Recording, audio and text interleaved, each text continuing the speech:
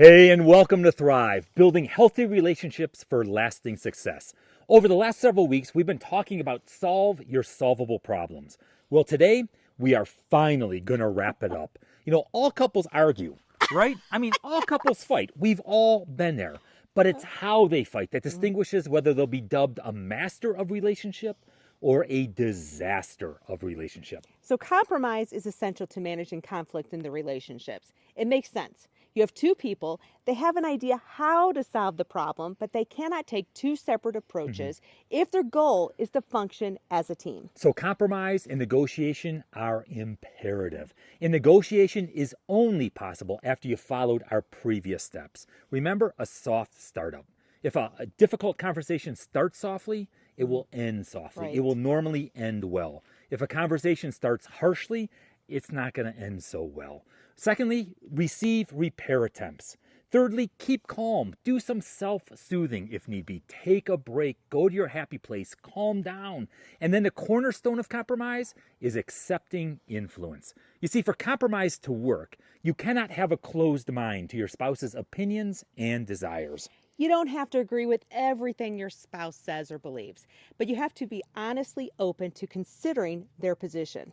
If you're just sitting there with your arms folded, shaking your head no, you may not even be saying anything, but you're thinking it.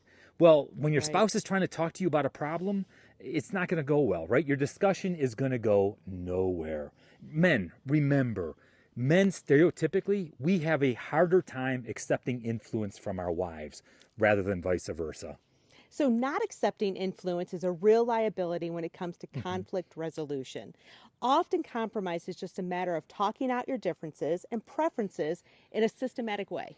So today we want to share with you an exercise that Dr. John Gottman out of the University of Washington developed. It's called Finding Common Ground. So decide together which solvable problem you want to tackle. And then on a piece of paper, you draw two circles, a smaller circle inside a larger circle. So in the inner circle, list all the aspects of the problem that you cannot give in on. Those are the non-negotiables.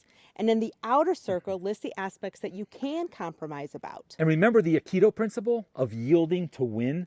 The more you're able to yield, the more you're able to compromise, the more you'll be able to persuade or influence your spouse. So try to make the outer circle as large as possible.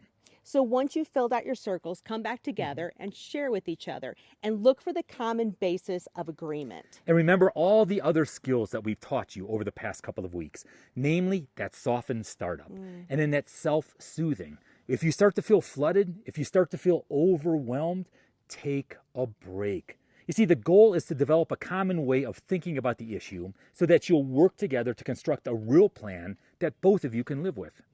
As you share your circles, ask yourself these questions. What do we agree about?